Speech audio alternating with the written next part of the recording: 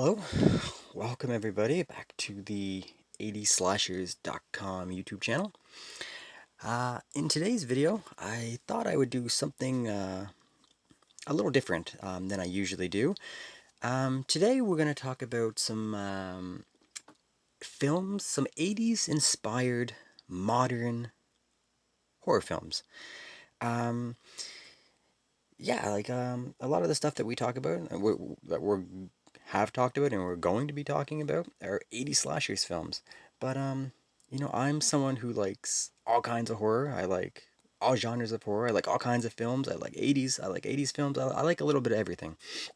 Um, so I was going through my collection on my shelves, and I saw a bunch of these films, and I said, let's talk about these and maybe bring some light to some of these films that you may not have heard of.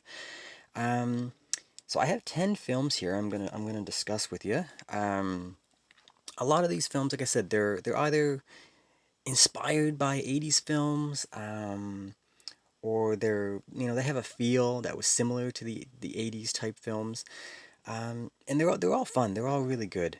Um, so yeah, so we're gonna start with the first few. As you can see, if you're familiar with this one, the first couple are not slasher films. So I'm gonna get those out of the way first. The ones who are other genres of film, and then we'll eventually get into the slasher films. Um, so yeah, so the first film, as you can see, is Summer of '84. Um, look at this cover art is fantastic. Um, so this film here, like I said, it is not a slasher film. This was made in 2018, and this is sort of the genre of film. This takes influence from Alfred Hitchcock's Rear Window. So if you're familiar with that, that's kind of what this is. Um, Another film before this, from 2007, starring Shia LaBeouf, it was a film called Disturbia. Also, very like takes a lot of influence from Rear Window. But yeah, that's basically what this is. So if you're familiar with either of those films, that's kind of the genre this is. There's a group of kids. The main kid suspects his neighbor is up to nefarious things. So he takes it upon himself to start investigating, and things, they go a little crazy from there. So in one aspect, it is like that, but in another aspect, it takes a lot from, I believe, Stranger Things, the Netflix TV show. This was released around that time. Stranger Things was, blowing up. So yeah, so that's kind of the mix, like Hitchcock's Rear Window and Stranger Things. It's set in 1984, so it has that Stranger Things feel to it. It's a bit like a group of kids, they're like, I don't know, 13, 14, riding their bikes, BMX bikes, investigating, a neighbor. So, um, it's a really good movie. Um, yeah, you can see kind of like it's a group of kids. It has like a really nice 80s feel to it. It's a good little mystery. It's adventure. It has like, like the Goonies, that kind of thing, like a group of kids riding around their bikes. It has that feel. So if that sounds appealing to you, you should definitely check this one out. Um, you know what? The people who made this film, it says RKSS, whatever that means. I don't know. They have names, but these are the guys. If you're not familiar with, they also made the movie Turbo Kid, where I don't have a copy of that, so I can't show it to you. I'll put an image. I'll put an image on the screen here. Um, but yeah, Turbo Kid from 2015, I believe. So they made that before this. And if you haven't, that's a bonus pick for you. If you haven't seen Turbo Kid, definitely check it out. That movie, also set in the 80s. It's Mad Max on BMX bikes, set in the 1980s. That's that's the theme of Turbo Kid. Um, Super fun, very nostalgia. Um, that movie has some good gore. Like the gore effects are kind of over the top, ridiculous. Lots of blood and stuff. And but it's like teenagers riding BMX bikes in a Mad Max post-apocalyptic setting. So yes, check out Turbo Kid and check out Summer of '84. Yeah, it's fun. This is a fun movie. So again, not a slasher, but you know, if it sounds appealing, check it out. All right, next film. This one also not a slasher. So yeah, this is The House of the Devil. This was made back in 2009. Um, and yeah, this is like I said, it's not a slasher. This genre of film, it's kind of like I don't want to say too much because I don't want to spoil. Because talking too much about it, you can kind of spoil the ending and whatnot. But this is kind of like modeled after like the late 70s, early 80s type of horror genre, with like the dark, creepy house, the um, very dark cult, satanic cult, all that kind of, that kind of horror. Is a haunted house? Is it, what's going on in this house kind of thing? That's the type of horror this is. Um, this movie is set in 1983 and it looks like it. They did a fantastic job. The opening credits, it reminds me of like the typical late 70s, um, yeah, like the late 70s films opening credits. Like it's really cool. They obviously they went out of their way to make this feel like an 80s film, and they did a fantastic job. Um, yeah, I definitely recommend this one. This one has a lot of tension, and when the film starts ramping up near the end, it gets really tense. There's some good gore effects, there's some good kills, kind of thing.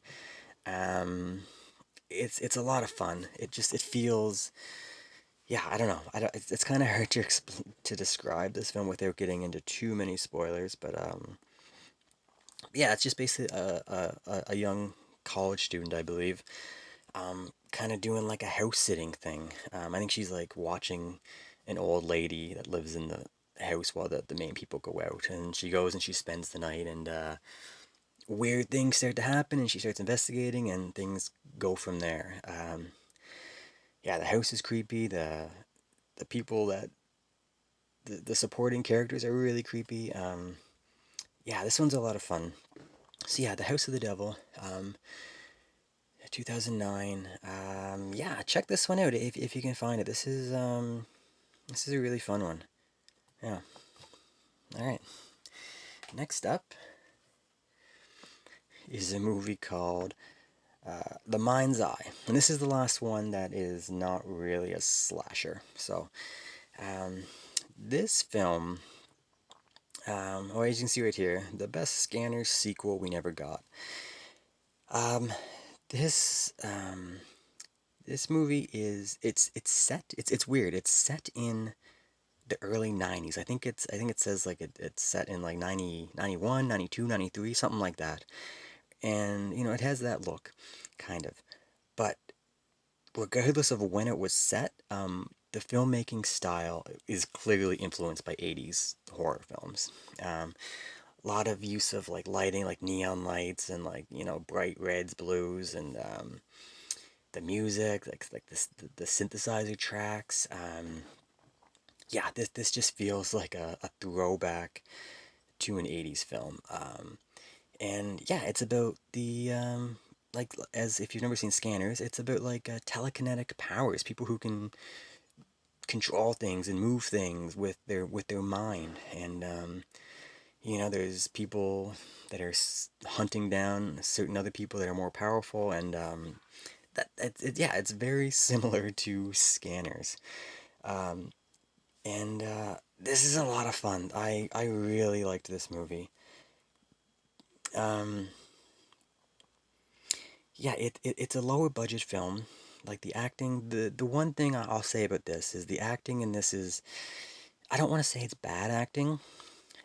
Maybe a couple of the actors, but it's just a weird feel. But once you get used to it, it's really fun. It just feels like a group of filmmakers, like just sitting together and just making a movie and having a blast doing it. Um, I feel like the majority of the budget for this film was spent on the special effects because some of the gore effects in this are just fantastic. It's so fun. I had a smile on my face for a majority of this film. Um, yeah, The Mind's Eye. I recommend you can track this one down. I don't think it's very hard to get. It's not an expensive one. This is from 2015. Um, yeah, it was. This is fun. Um, Yeah, so check this one out. Like I said, especially if you like scanners, the first scanners, the sequels, yeah, but the first, the David Cronenberg film, scanners. If you like that one, I think you'll like this. If you just, it's just really fun. So, Mind's Eye. All right. Next up. Now, this next film is we're finally into the slashers. But this isn't so much a horror film as it is a comedy film. Um, it is a horror film. It's a it's a horror comedy. But you can see like some of the actors. It has what's his name, Thomas Middleditch from Silicon Valley. It has Adam Devine from Workaholics and Modern Family. He's a comedic actor. Um, but this is a really fun movie. If you don't know what this is, I'll give you a brief explanation. Um, this girl here uh, and her friends, her mother in the film, who is played by her, is was an '80s actress who starred in a really famous '80s slasher film. She passed away, so she goes to the movie. There's like a 20th or 15th or whatever 25-year celebration of the famous '80s slasher film that she made, and her and her friends went to go to the theater to check it out, to watch the movie and all that stuff.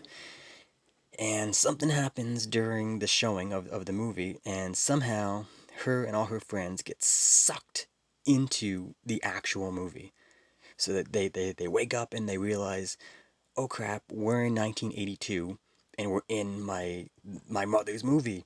And they come across all the actors and the movie's playing out and they're in it. And she comes across her deceased mother, and so there's like a heartfelt thing going on there. But then this is the guy who's like the slasher film expert that like knows all the the formula and the tropes of the genre. So he's always like, "Oh, this is gonna happen next," and it's really funny. There's a lot of funny things. There's a killer on the loose, so it's exactly made to look like an '80s slasher film, which is so fun. Um, and they have to survive the film, and yeah, there's a whole bunch going on. So if that sounds appealing to you, definitely check out The Final Girls. It's a lot of fun. Yeah, Camp. Yeah, there it is. Camp Bloodbath. That's the name of the film. Um, so fun.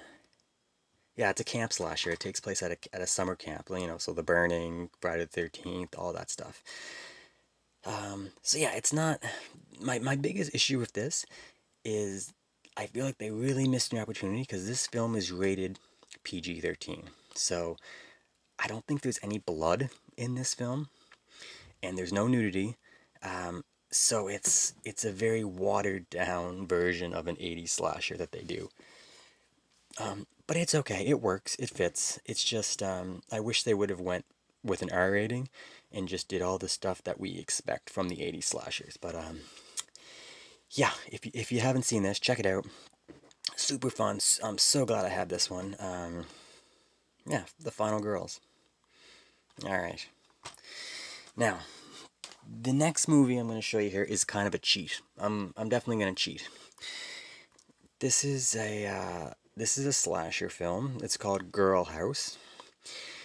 This movie isn't um this isn't an homage. This is not an homage to '80s slashers. It's not set in the '80s.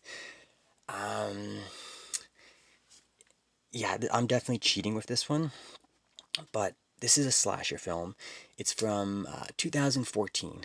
Um, but I I love this film. If there's any modern slashers that you should watch, this is definitely one of them. If you've never heard of this one, the reason I'm putting it here is because even though it has no direct influence, homage, all that stuff, it does remind me of an 80s slasher because it's filmed. It has the feel of an 80s slasher, but it was just made in 2014, so it just has that feel. But it has like the same setup, a couple of girls, a killer stalking them, great kills, lots and lots of nudity in this film. It has the same formula, it just so happens to be set in modern times. And this one is like really modern. It takes place. It's the story of this is a girl goes to live in a girl house, which is a house that is wired with cameras for adult chat, video chat, like an adult website. And the girls live in the house and they make videos and they chat with people who are paying to see them take their clothes off and all that stuff.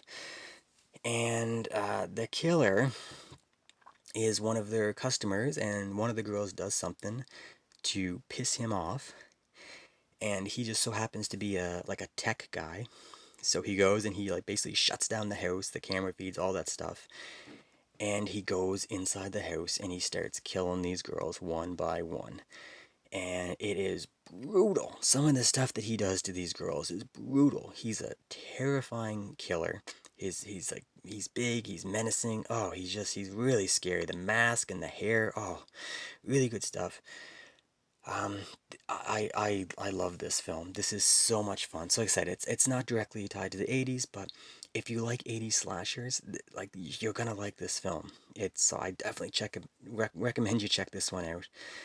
Um, yeah, Girl House. This is you can see there's a lot of yeah, this is not an official copy. This is something I made up myself. This is a hard one to track down, like an act. There is a Blu-ray of this one. You can track it down online. I think it's like a German pressing or something. I don't know, but yeah, this is a lot of fun. The killer's there. He's really creepy. Uh, Definitely check out Girl House if that sounds interesting. If you want like a good modern slasher that has all the stuff that made the 80s slashers that we love so much, this has it. Just it's just set in modern time. So yes, check this one out. All right, this next film, I can't believe I'm showing it. Again, it's kind of a cheat. I probably shouldn't be showing this. I probably shouldn't be recommending this to people. But I just feel like it kind of fits. Gutter balls. Now, there's a good chance that a lot of people don't know what this is. And the people who do know what this is, I apologize. Alright, where do I start? This film, okay. This is a slasher film. It is set in a bowling alley, which is fantastic. Like, the best thing we like about slasher films is one of the big thing is like the location. If it's set in like a mall or a camp or a grocery store, all that stuff is great. This is a bowling alley, which is fantastic. There's so many different ways for people to get killed and tools and things in the alley. It just and they do a good job.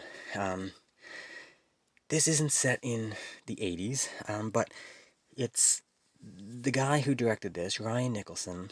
He passed away just this year. Really sad. Too bad. This is a Canadian film. Anyway, he just passed away, and he clearly loves the 80s slasher because this is like his version of the 80s slasher. I feel. Yeah, this movie's from 2008, so it's a little bit older now. But this movie, oh boy, um, it's very disturbing. I do not recommend this for everybody. I'm gonna try to give you a little bit of a heads up, and if it's for you, check it out. If it's not, stay away.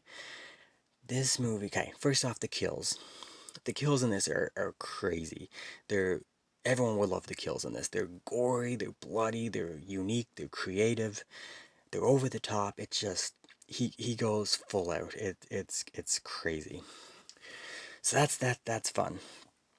Now, the acting in this is not good. The acting is bad.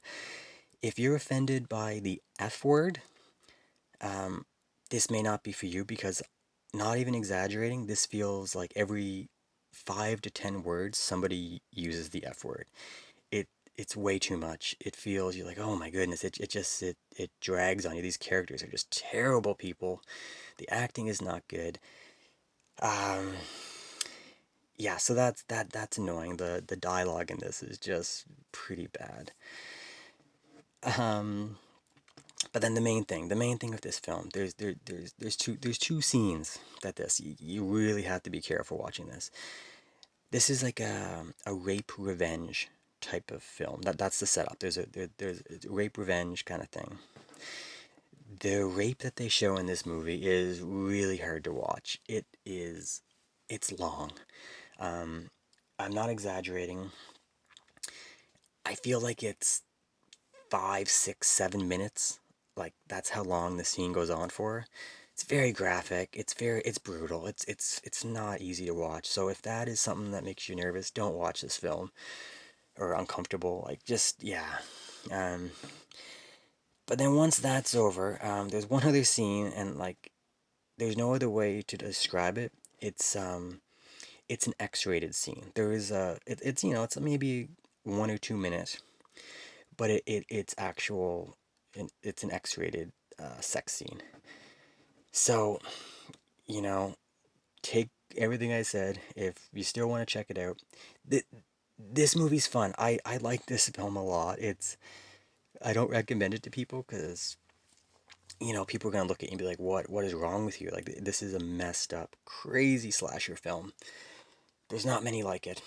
But if you can get past all the stuff that I mentioned and you think it sounds interesting, check out Gutterballs. I I liked it. Like I bought it. I bought this is a new Blu-ray.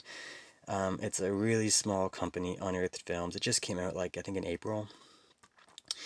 So if you can track it down, definitely pick it up.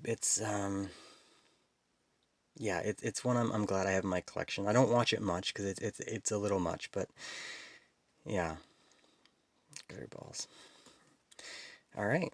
So next up, we have Hellfest. All right, so now we're finally getting into the slashers that I feel really have a strong 80s influence to them. Um, this is a film. This is from 2018, so it's a pretty new one. I'm sure some of you have probably know what this is. You may have seen it on the shelves at Walmart, Best Buy. Um, when it first came out, it was pretty popular. Um, but this is a straight up slasher. It's set in modern times. It has that modern feel with the young kids, their cell phones, all that stuff. It has all the new millennial characters and whatnot. But the way it was filmed, the way the stalking, the killing, the slashing, the cinematography, like it's clearly the people who made this film clearly like the 80s slasher. And it's a fun movie. I really like this one. It takes place, as you can see, at an amusement park. Again, I'm a sucker for films with these locations. They're just so fun. Yeah, like a group of friends go to an amusement park. I think it's like a special night at the thing, and it's called Hellfest. So it's like a Halloween themed night. So everyone's wearing a mask, everyone's in costume, and there's all these crazy Halloween lights and decoration that just really has that nice feel to it. And yeah, this group of friends, they piss off the wrong guy who's there to kill people, and so the rest of the movie he's going through stalking this group of friends and killing anyone who gets in his way. There's lots of cool scenes in like the amusement park rides, like like the House of Mirrors and all that, like the um, what's like the rides that go through the dark tunnels and stuff. There's a lot of really cool scenes in this. Um, so yeah, I would definitely check this one out. This one's not hard to track down. So yeah, Hellfest. Like I said, it's a newer one. There's nothing like that's obviously 80s, but when you watch, I just feel like the people who made this are definitely fans of that genre. So yeah, I definitely recommend this one. So check that one out. All right, next one up is along the same lines as Hellfest, same thing. Um, The Strangers Pray at Night. Um, this is also from 2018. This is a sequel to The Strangers, so if anyone has seen that one, The Strangers is basically the first Strangers is a home invasion movie. These people come to a house with these creepy, creepy masks on, and it's a home invasion movie. It's very disturbing, really effective horror movie in my opinion. Really liked that one. But this is like I don't know, 10 years after that one, maybe more than 10 years. This sequel, and same idea, same creepy people, but this one takes more the form of a slasher film, and this one is definitely has an 80s vibe throughout the whole thing. Um, the place where it happens is at like an abandoned, like a summer camp that has like trailers, like trailer park, like people rent, trailers um, for the summer. And, there's like a pool, there's like an arcade, restaurant, like a campground, but it's all trailers. But it's abandoned. It's the end of the season, like September or October or something like that.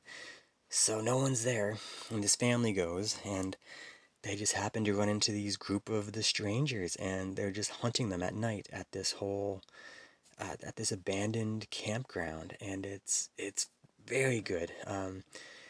These movies, it's really a lot of quietness, and then the music, and like these people don't talk. They barely say anything. You just see these masks hunting them in the background. It's really off-putting. Um, yeah, this definitely does a great job. The music in this film, all the songs I believe are 80s songs, like whether they're listening to on the radio or just whatever. So it has that 80s feel to it. Um, the best thing about this movie, there's a scene, and I saw this when it came out, 2018, and it was the best scene of that year. It may be the best scene I've seen since then, but there's a scene that takes place at night at an outdoor swimming pool at this campground, and it's the coolest thing I've ever seen. It has like the neon lights, the pool's going the bright blue, but then there's all these neon lights. There's an 80s song, I won't say what it is, but there's an 80s song playing over the whole scene that's just perfect. And there's like a fight, there's oh man, it's so good. It's so good. The that scene is worth the whole movie. The price of admission for this whole movie is just that one scene is just so fantastic. So yeah, check out Strangers Pray at Night. It's a little slow. It starts off, like a lot of the slasher movies do. Like they build up the story and get to know the characters a little bit, but then it just slowly goes out of control, and the end of it is just it's really fun. So yeah, if you haven't check this one out, it's definitely worth your time. It says it's based on true events. I doubt that, but they like to do that these days. Um, yeah, there's a little clip of the pool scene. I don't know if you can see that there. Yeah, that doesn't do it justice, but it's great. This movie's fantastic. Yeah, so definitely check that out. All right, I got two left for you. This next film, best cover art of anything that I'm about to show here. Check this out. Pool Party Massacre. Um, I had never heard of this film. This is from 2017. This was released.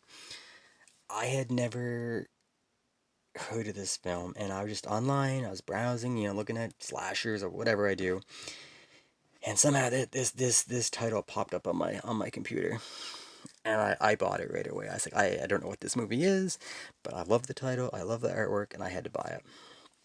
And I'm so glad I did. Look at this. This is fantastic. What's it say here? Rebooting the classic 80s tit and gore fest. That's exactly right. Um, this is ridiculous. And look, if you're familiar with the Slumber Parody Massacre, it's the same font, same setup, just some slightly different colors, but um, yeah, that's what this is. It's not set in the 80s. It's set in modern times. It's a low budget. This movie was made by like a single dude who just loves 80s slashers, and he made his own 80s slasher. It's low budget. The acting's terrible. Um, but boy, is it fun. The kills in this are just, it's all practical effects. He just, oh man, they did such a fun job with this. They did such a good job with this movie. Um, Look at this. Look at this. That's a hammer. That's a hammer up through the bottom of her jaw. Um, that's, yeah, kidding. No, it's just, wow, man, this movie. I love this. This was so much fun. This one this is a hard one to track down.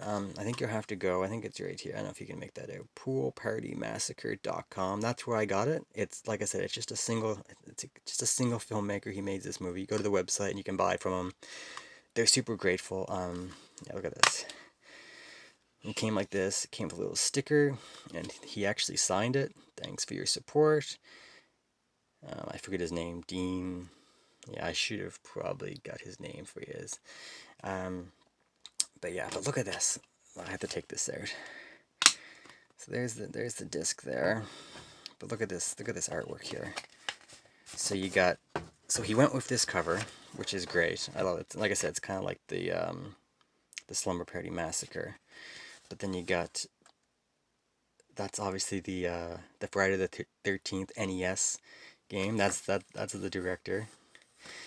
Then you got all these other ones here. What do we got here? We got Sleepaway Camp. Obviously Halloween. What are we else here? Yeah, like this is just, look at all this. This is fantastic. This guy just loves. It just comes right through this whole movie. Super fun. So yeah, I can't recommend this one enough. Let's put this back in. So yeah, go check out Pool Party Massacre. You know, buy the film.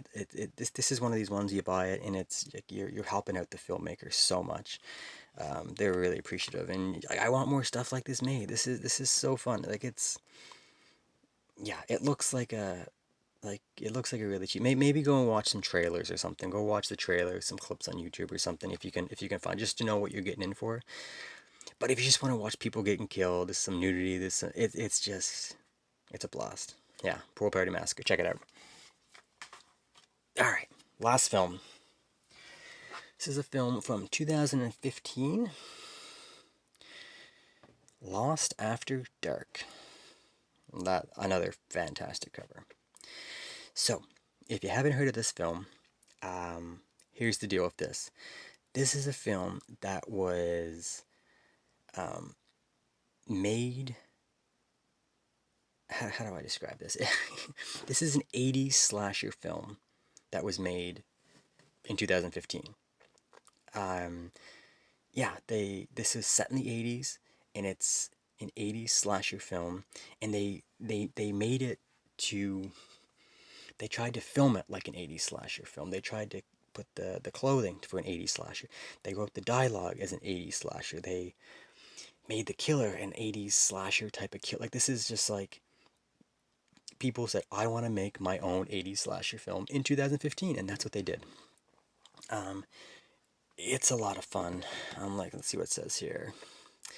And you thought the 80s were dead. Retro 80s horror done right.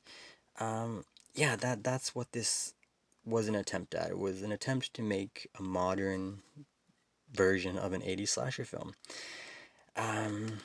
It's a lot of fun. I like this film. I just like the effort that they went to do this. They clearly, obviously, are huge fans of this genre.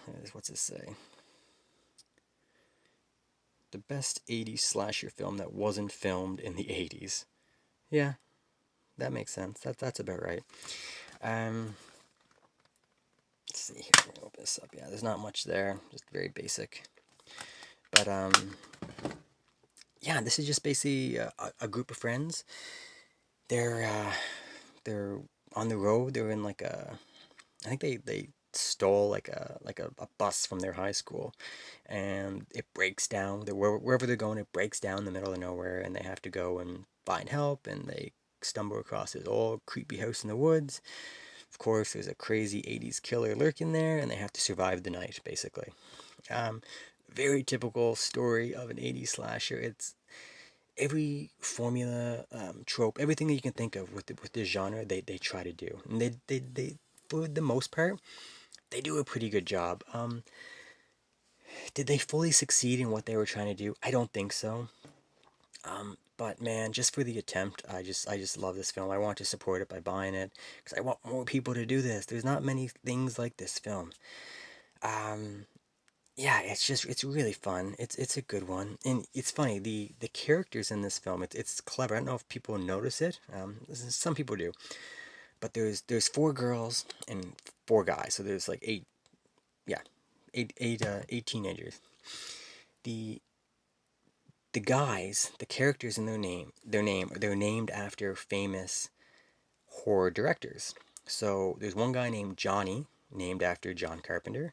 One guy named Wesley, named after Wes Craven. One guy named Sean, named after Sean Cunningham, Friday the 13th. And one guy named Toby, after Toby Hooper, Texas Chainsaw Massacre. The women, same thing, except they're named after the actresses in these films. So one girl's name is Adrian, who is named after Adrian King, the final girl in Friday the 13th, Part 1. One girl's name is Jamie, after Jamie Lee Curtis from Halloween. One girl's name is Marilyn, named after Marilyn Burns from Texas Chainsaw Massacre. And the last girl's name is Heather, named after Heather Langenkamp from A Nightmare on Elm Street. So there's just little things like that that are really cool that are all in this movie. There's lots of cool things.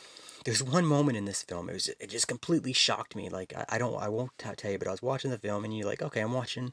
Like it feels like you're watching an '80s slasher. I'm like, okay, I'm watching an '80s slasher. I know what to expect. But they throw a curveball within like the first half hour. I don't know, 30, 20, 30, 40 minutes. They throw a curveball at me, and I'm just like, whoa, I didn't see that coming. And it just kind of, it was nice because they usually there's a formula for these, and they kind of slipped one in on me there, and it was super fun. So yeah, this is fun. Like I said, it's not the perfect film. It's not, like I said, I don't think they 100% succeeded in what they were trying to do. Um, but I'd say they did pretty good. So yeah, check this one out. It's a lot of fun. I think you can get this on Amazon or wherever, you know. It's a little older now, like I said, it's like 5 years old now, but you can still track it down. Um, so yeah, so that's it. That's it. That's the 10 films. 11 if you count Turbo Kid. Check that one out as well. Um, so yeah, so that's it. So once again, thanks everyone if you stuck around for watching the whole video. It's most appreciated. Be a big help if you could click the subscribe button. Leave some comments below, like the video, all that stuff. All that good stuff. It helps the channel a lot. I'm just gonna try to keep making some of these videos. And see where we go. So yeah, great. Thanks for checking it out, and until next video. All right, see you later.